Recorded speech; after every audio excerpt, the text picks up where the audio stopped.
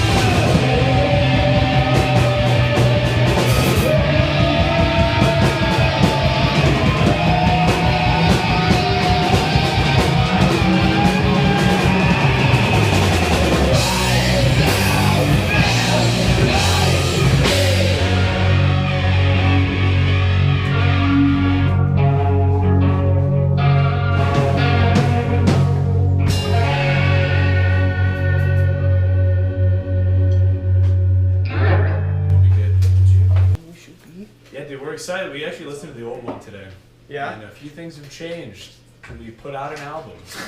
That was like the start of it, and then Dorney is the newest guitarist. Now it's the us is the four. And then it's just, the upcoming shows and upcoming stuff, dude. Nice. We can talk about it. Well, so what would you consider the direction that you're going? Like, where you were going at the beginning, like when you first started, you probably had an idea of what you wanted to do, but like what do you see now as opposed to back then? What has changed that has made you, that's driven you? I think ultimately that's changed is ever since we moved into the house and we've really finalized sort of the lineup, and we've recently released our new album Soul Junk. I think we really see sort of a lot more drive and really putting like a lot more time and effort into T.O.S.O. T.O.S.O just being one of our main priorities that we want to get done. So it's really just keep moving. We're moving faster than ever. Really booking a lot more shows, playing about 4 shows a month, trying to get out there at least once a week, and really starting to budget early on for the waste. So I think that just an increase of productivity as we've been continuing. Yeah. It's been great. And the progression I've heard, I mean, between the first the first few songs I've actually heard and now, when I was at your show the other day, it was ridiculous, the energy that I saw, because I've never actually been to one of your shows. I've seen you perform on other people's bands, but I haven't seen you do like that energy was off the wall. Yeah, we bring the thunder. We bring the thunder live, and no matter if we get on just various metal shows, it will sometimes open for a bunch of metal bands, and even still, metal fans are coming up to us after the show. Oh my gosh, that was the most incredible thing I've ever seen. We really rock, the 4 of us. We're starting to find more of a signature sound and a signature genre for our next album. The first one was kind of that we like to sum it up as a search for our sound, and now that we're starting to really define more of the grunge, more of the art punk, our shows are really showing good signs of likability, and we keep drawing a crowd at every show. Oh. It's seriously going really incredible. Yeah. The response that we've been getting, it's been great. I think something that's added to our live shows recently is an element of theatricality that we didn't have as much before. There was always something that we tried to capture, but now our shows, we legitimately have weird stuff happening, costumes. It's more than just people playing instruments on stage. It's like a concept or a piece of theater. Mm-hmm. Yeah. People are literally leaving each show talking about us because there's at least one thing that they're going to latch on to, did you see a guy in a bunny suit in the last band? I mean, yeah, just random things like that. That was definitely a very. You were a trooper. I will give you that. Those bunny ears did not want to stay on, and the rest of the bunny suit did though. You were I'm gonna take this off. No, you're not. Couldn't get it off of my feet. You're gonna have but this. It only added to it. Really, our challenge recently has been less of trying to find shows where we fit in and just, I guess, trying to cater what our sound is or what our vibe is to the shows we're put on. Because it was really hard early to kind of search for a show or put people on shows of ours to either open or headline around us that fit together cohesively. But what it brought out in us is really a versatility that was not there before. Essentially, we would struggle earlier with what songs we play where, but we've really written so many songs and had a lot of practice really contouring the songs that we had to certain vibes. For example, we were asked to play a noise rock show just the other week, and we're not necessarily a noise band. We can get noisy and we can have kind of experimental moments, but we're not really, I wouldn't put us as a noise band, but here we are in this small house just with pure black walls, chalk drawings on everybody. It looked really like occultist and very ritualistic, but black lights on everywhere, and people are going crazy. It was all about having a wall of sound. We turned everything up past where it should be, and almost just played a noise. I think we went past 11 that night. To be honest, we had to, and it was somewhere we hadn't been, but somewhere where we were able to bloom. Mm-hmm. The venue's called Void House, but it's right in the middle of nowhere in downtown Phoenix, kind of just unnoticeable, but right next to a really great cat lady's house. She's Nice. got at least 100 cats. Oh. From what I saw. Flavor. And those, and those are just the ones in the yard. I mean, there's probably a ton more in the house. Just open the door. And then we're really trying to capture our progressive vibe in just more of a technicality way, and for us to really, I don't know, almost reshape our songs to fit some of those different shows. I think that it's more fun for us, really, and having fun and putting on a good show is just the best, and the best feeling and the best thing that we can do at the end of the day. So really kind of changing, some of our newer songs. We have an opening song on our next album. It's called Planet Dumpster, and it kind of opens up on just sort of this wall of noise, and we really constructed the song to, making it an effective show, and it was fantastic. It was really great. It's pretty awesome. I would like, and I think I don't know if I told everybody this right after your show, was like, you guys work really well as a unit. Like, that's very important with the band, because there's like, oh, I like the guitarist in that band, like, or I like the singer, they had good vocals. Like, when people say that, I feel like there's like a break off point to where like they're trying to pick out things that they like because they weren't like 100% on anything. But with this, I was like, you guys worked so well as a team that it was so good. It was really good. You knew to hear you say that. you knew where you were going, and even when you had things that were like holding you back, like a bunny suit that wasn't going to leave your body, like you got around it, and it didn't stop you. So like you were able to keep pushing through, and that's true showmanship. Absolutely. Our true theater background, the show must go on. No matter what thing we face, we gotta just pretend. Really, just it adds to it, and from just the extensive theater background, we're really able to keep going as far as if we're half an arm like hanging off. Yeah, right. Zach, you're doing really good. That's some great showmanship. Yeah. Playing with the bone. Before getting my arm chopped off. Plus, we seriously practice though, like at least 4 or 5 times a week. Ever since we moved into this house, band productivity has just went through the roof, and so us just practicing, the same songs over and over again, really just almost never being satisfied with where we're at. We're really just, live is no big deal. We come on, we're not nervous. We know our stuff, and it's not about us trying to play the song. It's about us trying to deliver the show. So we think that's where a band should be. But we practice a lot, man, for I feel like what we're doing. Trying to sync that certain vibe before you go on stage and everything. Like Absolutely. Yeah. Ever since we added this fool onto to our little project, like the writing productivity has been really, really smooth for the 4th album. Kind of Soul Junk was it was our first concept album. Mark and Zach were sort of the founding fathers, the founding seeds. But ever since we were missing something, we were missing a sort of a core grunge rock element that we feel that's in the waste. But since Evan came on board, it feels as if this natural balance. We were all able to really write certain parts of just different seeds that were going, and we bounce it off of each other. We'll do like these hour-long jam sessions, and we can come out with just like 4 golden new songs just right there. I think jamming with these guys is epic. I cannot believe just how fast we're writing new songs. It's been fantastic. So it's like you needed a healer.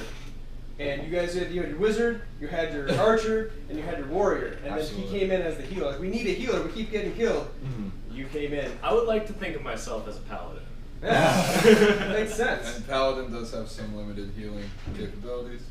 Ward off evil spirits, No, he's bringing them on, the grunge. Okay. Makes sense.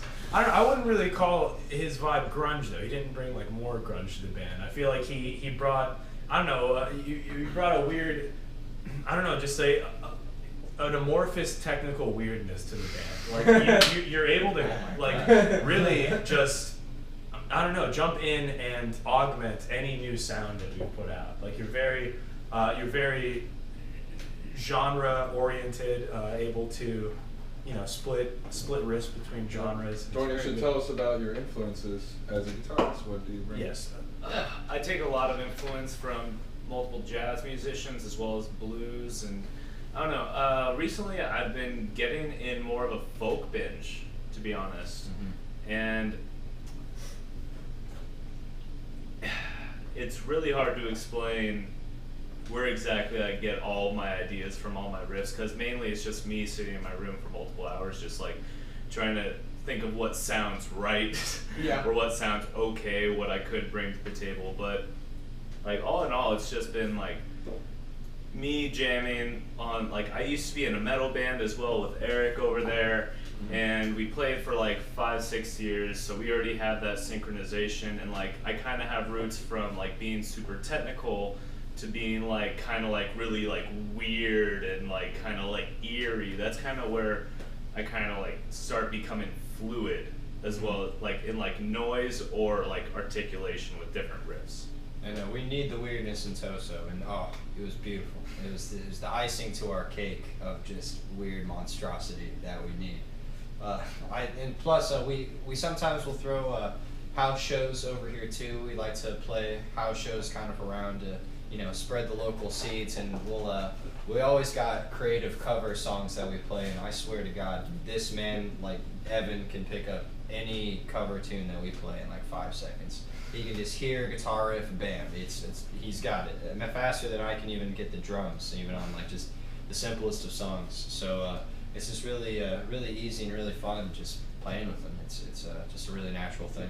Yeah, that's really awesome. I'm very I was very impressed. Like, it was funny because I first saw, I was like, who's gonna be the weird one? But like, you're all the weird ones, just in different ways. Like, you got the Teenage Mutant Ninja Turtles right here. Ooh, okay. Yeah, that's a good point. So if you guys were the Ninja Turtles, which ones would you be? I feel like UV and I have a guess. Ooh, wait. Ooh. Please. I'm there with you. I think I'd be the Leo too. Well, who's technical here? Oh, that guy's Donatello. Oh, okay. All right. So I feel like I'm the Michelangelo. You gotta be Raph, dude. You're wearing a red hat. I mean, that makes you not out of like process of elimination, but you. It's true. I'm a little more stern sometimes. I have the Raphael attitude a little bit. We got the pizza attitude. We do like pizza. You guys don't have a Master Splinter yet, though. except your pizza right now is old Milwaukee. It's a great. When you don't have any pizza, just drink some old Milwaukee. Or QT. Wow, that's smooth. Oh, that's terrible. I mixed a bunch of stuff together to make that QT drink. It's like Powerade and like grapefruit soda. Whatever was in their sink drain. Pretty much. I'll put some old Milwaukee in it. Yeah, it tastes better. Yeah. Doesn't taste so much like drain I'll water. tell you what, it won't taste worse. Now, I like to ask random questions. Of course. It's very important that you answer these questions. The Ninja Turtles one was a very quick one, but that wasn't a planned one. That just kind of showed up. Really serious question. Bear with a shark head or shark with a bear head? Who would win? Bear with shark head. I'm sorry. It's my first inkling. Are they in water or are they on land? If it's a body, What, is it a shark combined body, field? if it's a shark body, it can go inside the water. It's in mud. It's like a shark can breathe in it. I'm still sticking, dude. I'm Bear with the shark thinking head. bear with the shark head. There seems to be more weapons. Bear with A shark lot more head teeth. unless they're in a body of water. Absolutely. Even if, Or going down a steep I hill. just feel like the bear body with the shark head wouldn't have the mobility in the ocean that the other one would have. I know, absolutely. I guess if we're gonna do land battle, I should have started off with like a gorilla with a bear head or bear with a gorilla head. That might be a little better. Gorilla with a bare head, still, man. Yeah. That's that's terrifying. Got those grizzly teeth, but just coming at you. Punching and biting, that's all it is. What a war.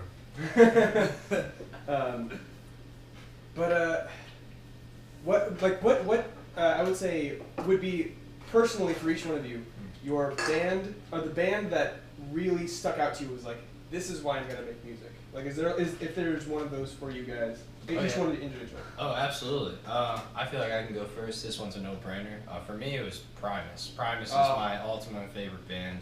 They're just the grooviest. They groove, they rock, they go hard. They're just everything in this weird sort of like third dimension genre. It's like, oh, what's Primus? Primus is Primus. You have to listen to it. You have to embrace it. And it was just the funnest thing for me to play. I mean, when I first started playing drums, I was really into thrash metal, Slayer, and Megadeth. So when I was playing in the beginning, I just wasn't even fast enough. I wasn't good enough, and so that's all I would do was just work on speed and fast and technicality. But then when I started to grow out of the metal scene, Primus just unfolded my drumming just to a whole new level. Every song was just so technical and easy all at the same time, and I feel like it's really shaped me as like a modern drummer is today.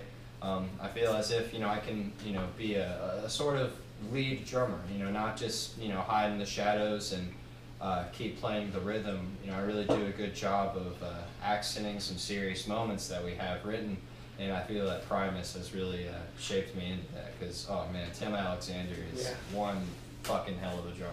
He's crazy cool. So I feel that would be my answer. I really like that. I really like them as well. Oh yeah. I'll go next. I think one that helped me out that maybe it was just a reassurance that you're able to get weird and you're able to get really theatrical and do crazy things on stage and still be considered music or still have a following. Was of Montreal. The band of Montreal, they just, I don't know, they were really out there. And the first time I heard a full album by them with songs basically running into each other for a full 45-minute experience, song running into song, and then seeing them live with multiple costume changes, even having extra people form giant, giant like animals, come out and you're seeing a living acid trip, I guess, in a sense.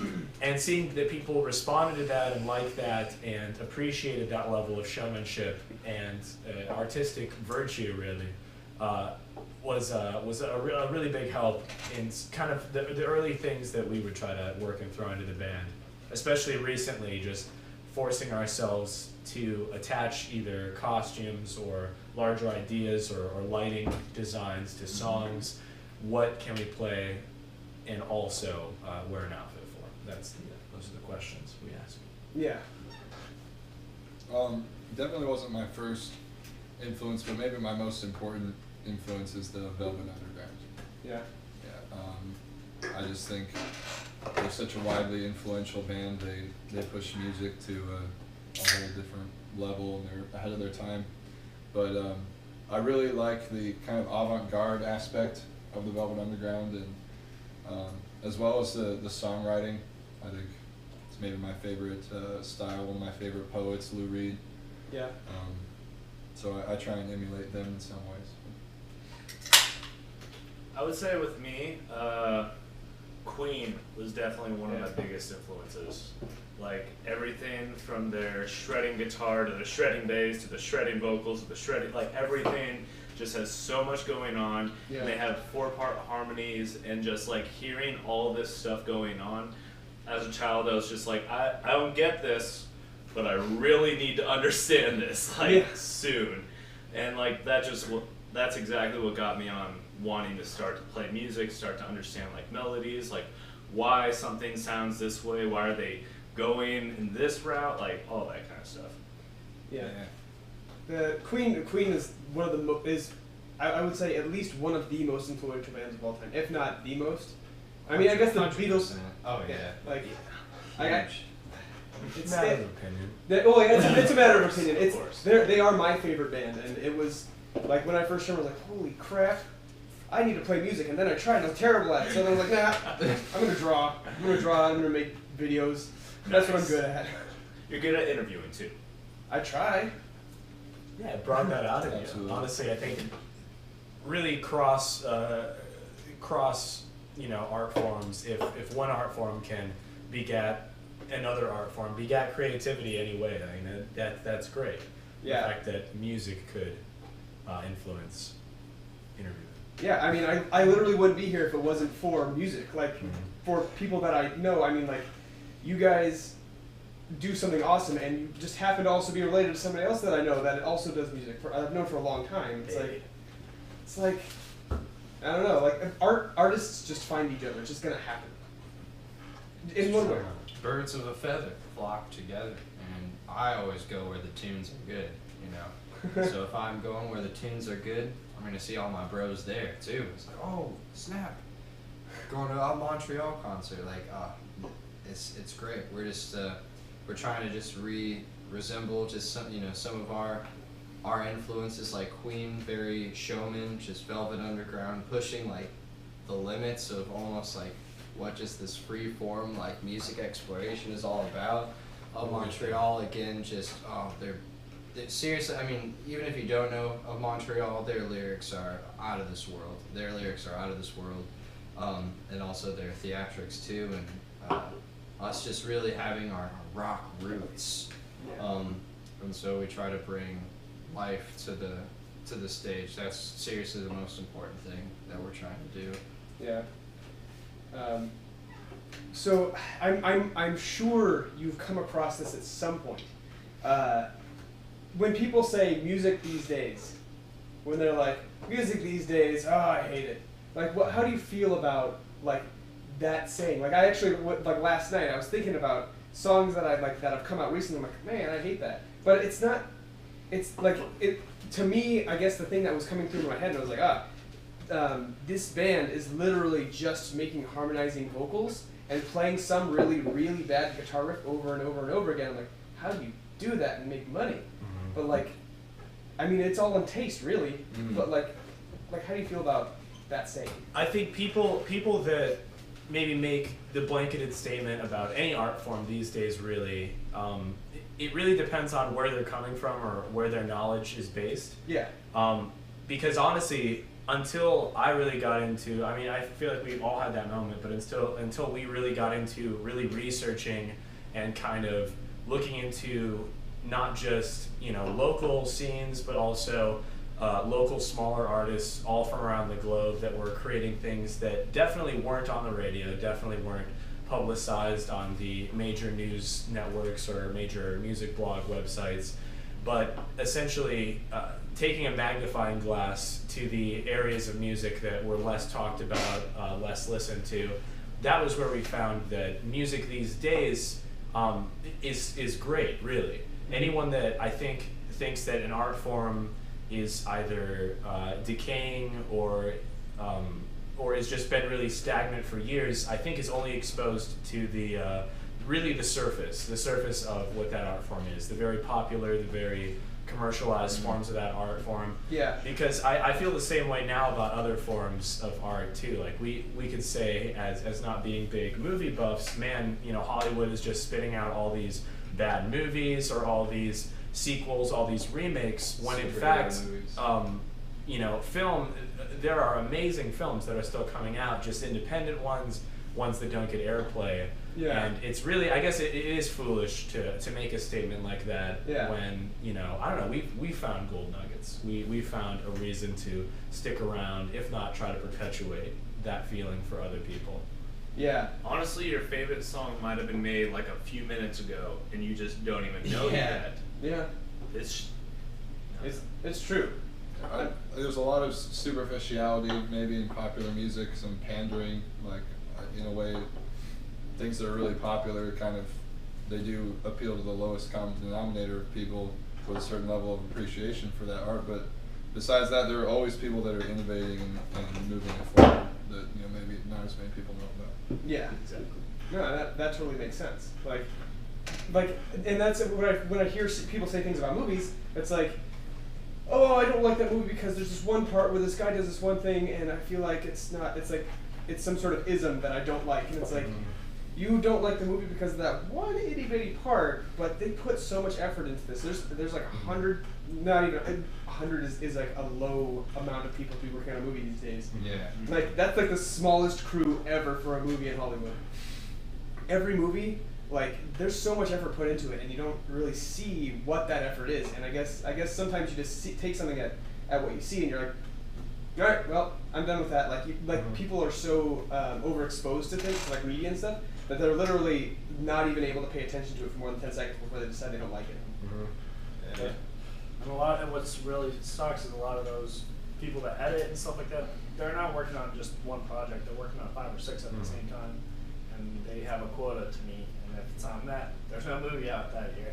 Exactly. Just like Deadpool, it wasn't going to be released until popular demand. They pushed through. There's little cutscenes here and there that are terrible for people who actually are inside the film industry. You can see it. It wasn't done right the first time, so they just rushed it. So. But the movie ended up coming out and being a freaking huge hit. And Yeah. being hilarious. Yeah, it's great. It's Big like old movies are. yeah, Really. all comic movies need to be rated R. Literally, Deadpool is now my favorite comic book movie. It was Guardians of the Galaxy before, and now it's Deadpool. But it's probably gonna be Guardians of the Galaxy 2 when that comes out. Yeah. Right. What? That was great. Yeah, It's coming out? Oh yeah, Yeah, I think it's next year. Yeah, 2017. Awesome. yeah, I'm excited for that. Or unless it's coming out this December. No, it's not. If So- it was coming out this December, I would know. There's something Case coming out closed. this December. That's why I'm like. Is it the new Star Wars? Yeah, Rogue that's One? what it is. Yeah. The music, bringing back to music, the music of Deadpool was amazing. I love that music. Or I'm sorry, not. Well, actually, Deadpool was amazing, and also Guardians of the Galaxy. That was better. It had a very strong soundtrack. It was all based in 70s music, Right. late 70s. Exactly. But they hit every mark with that direct. The director hit every mark, like every time, and that's when you see like really good cinematography and things being mixed together. Which also I wanted to mention your new video that came out. I really like the cinematography of that. I thought that was great. Waltz the Dead, Yes. the one you're commenting on? Thank you. Yes. We can't give enough thanks, honestly, to Stephanie Dobash, a film student that I met while at ASU. Thank you so much. It really the real world is all about working with who you know, building relationships, and honestly, putting some money forward. We're all trying to, in a way, make a living off of what we found that we're good at, and it's good to work together with people. So it was really easy to put together. Zach had written the idea essentially for what to do with Waltz the Dead visually, what kind of characters and story to take place, and all we had to do was really tell her exactly our vision, leaving enough room for her to kind of put her own twist or her own spin or framing on things. And really, yeah, a lot of the cinematography that you just touched on, it's all her. We couldn't have done that without her. It turned out great. I was really proud of it. Yeah, I saw it when Kasey shared it on Facebook, and I was like, wow, this is actually pretty good. She portrayed, whatever, if that was your idea, she portrayed it perfectly. The cinematography, the place where it was filmed at, great location. Stephanie's such an artist herself, just everything she did, the shots. She got on a bridge for us. She went on top of the train track. Mark took. The light rail actually yelled at us while they were filming it. Get off the bridge! You will literally die if a train comes. Get off the track, please. All right. It was guerrilla filming at its finest. Really tossing aside any of the permissions, any of the safety concerns. Really bad too. I'm sitting there, and it was myself, Stephanie, and the female actress Jocelyn up there on the train track bridge.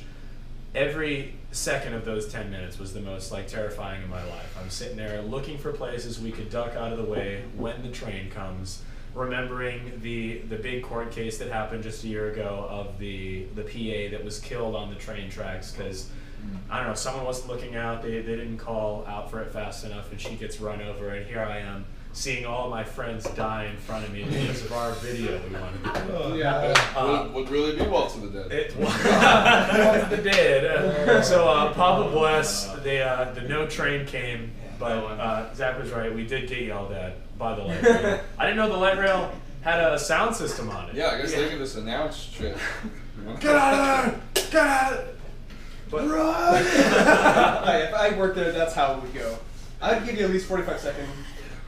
At least for me, I don't know anything about shooting a music video. I know Mark has at least some sort of a little bit of film background too, but I feel that with our band as well, and kind of the conversation that we were having earlier as far as just sort of the community of artists and really appreciating just kind of the work that people put into it as far as music videos, music, or movies. I'm just so blessed that we have kind of become part of this sort of artist community now. Our first album has really been hidden. It's been getting a lot of views on YouTube, much more than I thought at this point.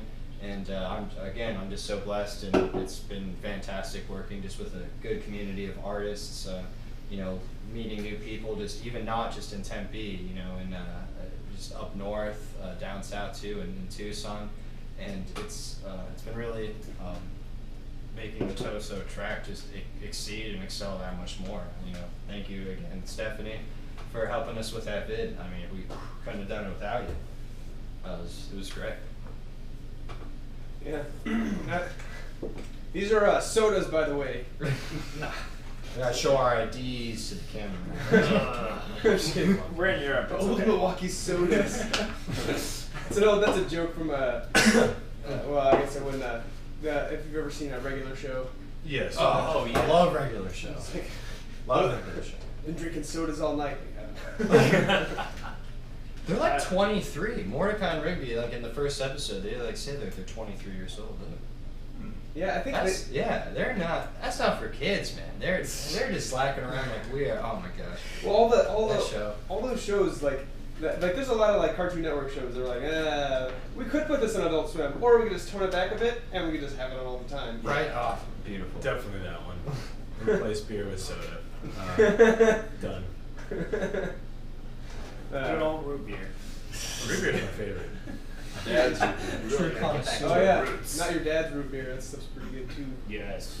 I feel like Their new ginger ale one. Now your father's ginger ale is so good. Really? Oh, it's I so haven't tried it yet. one of my friends actually brewed his own root beer. Did he ever bring it home? No, he made it at home and we just drank it at his house. It was great. It's Ryan, right? No. Oh, Ryan. Well, Ryan did you go to a brewery though? Yeah. That's what I was thinking. Oh, okay. Yeah, no, different person. It was a lot longer ago, when I was still legal to drink. I did the look at the camera thing so they don't know I was underage. But what do you see in the near? I mean, besides the new album, in the near future for T.O.S.O? our first tour. We're going to go on tour in August. Yeah. It'll be the first time that we've really played outside of Arizona. Nice. It's a big milestone, I think, for any band. Oh yeah. Where are you headed to? It's based a little bit around the FYF festival in LA. Okay. It's a 2-day festival, Saturday, Sunday. We definitely weren't going to play it, but we figured Saturday's the best day, the day we would definitely want to go out and view the other bands play there, but we constructed a small tour basically encompassing that day. Yeah. Kind of, in the days leading up to that, maybe a show right in good old Tempe, go up to Flagstaff, play a show there, maybe drive down with some Flagstaff friends to LA and play an LA show, go to the FYF festival, then play one more LA show, and come on home. Nice. So mini tour. Mini. Few vacation days, minimal vacation, still have to ration those out. Hey, when you're making beer, you have to have microbrew first, right? Exactly. I bet the Old Milwaukee start off with the microbrew. See where they got now. Smith. Old. Sorry to interrupt you. That's Oh yeah. So That's actually normally how I drink my beers. I usually talk about it, and in case anybody's watching. Please. You We never need know when there's sponsors. an opportunity. I will insert Old Milwaukee to what I would normally drink, so I would just say, "Oh, Old Milwaukee," and just people will stare at me really weird, but it's fine. do you ever look at the camera that isn't there? Do you ever say something to your friends and then make a gesture to the camera that isn't there? Oh, just like that one movie. First Bueller's Day Off. Wayne's World? Wayne's World. Wayne's World. Yeah. I think so. I think that's what Okay. makes me right. Breaking an imaginary fourth wall. Yeah, exactly. Like we're sitting here talking, we're all drinking, and then we look over like, oh, thanks everyone, thanks for coming out tonight. We love the taste of Old Milwaukee. I will but not bow to any sponsor. Now there is a camera, so we don't have to be crazy. Yeah, Yeah, we're excited. We're excited to try to get on the road.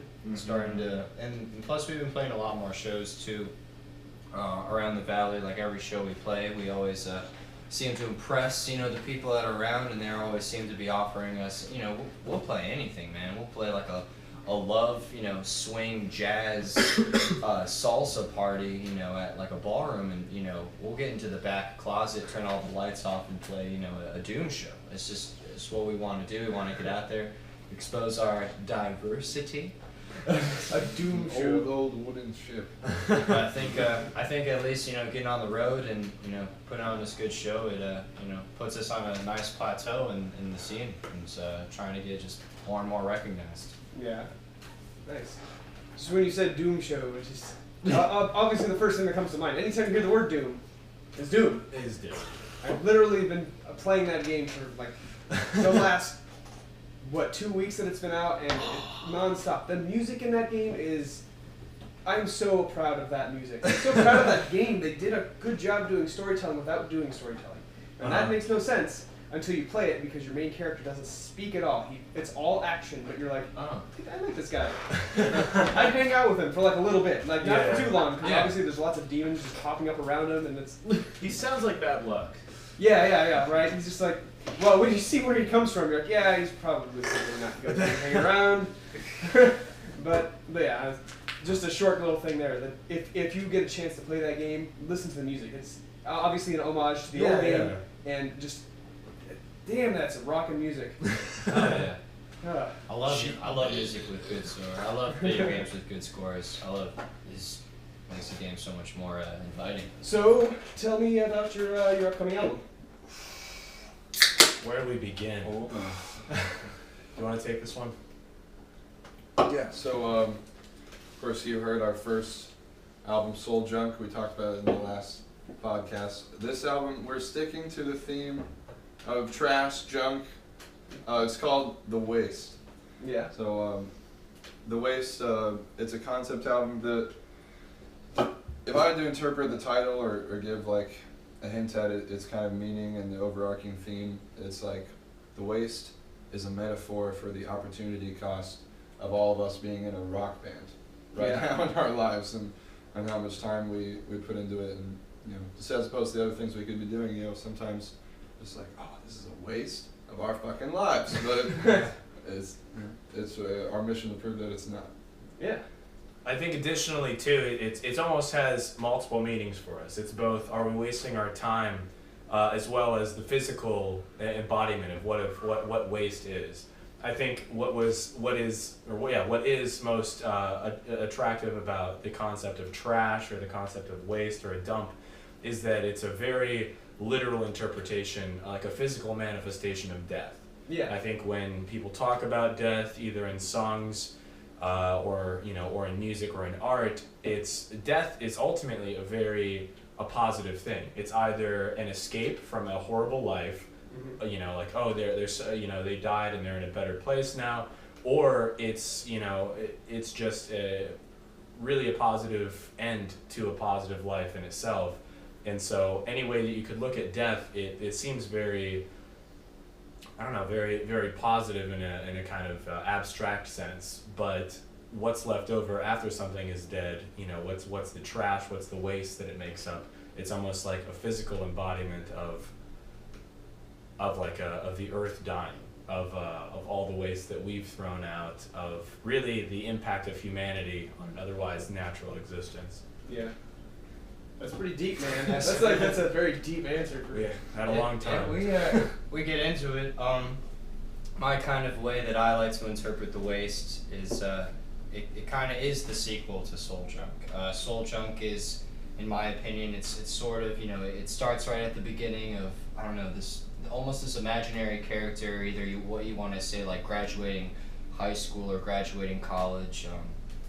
It's very big. You're at the top. You feel that you can look down and really conquer the world, but ultimately, until you find what it is that you want to do, what it is you're hungry for, what your interests, what your destiny is for life, that kind of is what like Soul Junk is about. But the really reason that I think like I really like The Waste is it's almost a continuation for us. you know, the golden thing that we found through the first album is, we joined the band, and we feel that the band is really pushing us to a next level for us to really enjoy and be happy with life. But you know, even if we found the band, there's a lot of work, there's a lot of things that we got to do, and we ultimately don't even know if it's going to work. And so you know, when you kind of like graduate and get that diploma, there's like a happiness to it, but the waste is all about, you know, the dark side of the, you know, theoretical diploma or the theoretical graduation. It's really because there is a lot of work, there is a lot of time. You gotta have like the good with the bad, but I don't think that we would trade the band for anything right now. You know, if it doesn't work, we're sure as hell gonna make 2 fucking kick-ass albums. You know, it's really coming along pretty good. But as far as the overall theme, I think that's kind of what we're going for. You know, we like to really theme our albums, and I think it's really you know, we just got more brutal, more deep. Some could say. Exactly. I think sonically we added a lot more psychedelic elements to this album. Mm-hmm. Some other sounds. That's true. And the opening track that we that I don't know if we played or will play yet, but that's on here is the opening track of our album, and it kind of is almost this imaginary sort of trash planet in space. And the more and more that I kind of realize or write about it, I find that Earth is just sort of that trash planet. It's a realization that, you know, everything around us, what's, you know, this beer can, when I finish this beer can, it's trash. But now it's not, because I've put the physical value to it. You know, I want this beer, you know, ingested into my liver right now. So I put the value of the beer, but as soon as I'm done with it, it's garbage. And so everything that we create, eventually, you know, time will test, and we'll all just be a sort of trash planet. And I think that's a theme for a pretty badass album, if you ask me. Everything becomes waste in the end. Indeed. So yeah, we'll play that for you. That will probably be the end of the old podcast. We'll play, this song is called Planet Dumpster, track 1 of the new album. Nice. Open the clam, there's trash in it. Bunch of trash. Don't get nothing. No light at the end of the tunnel. Just another long maze that you gotta go through. But, you know, if we're all in it together, we might have fun along the way. Nice. All right. Well, tune in for that track. It's coming up right now. Planet Dumpster. All right. And then pause. Not as smooth as the great taste of Old Milwaukee. Let's go ahead. Just, yeah, touch it. But it's recording when they're okay. Okay.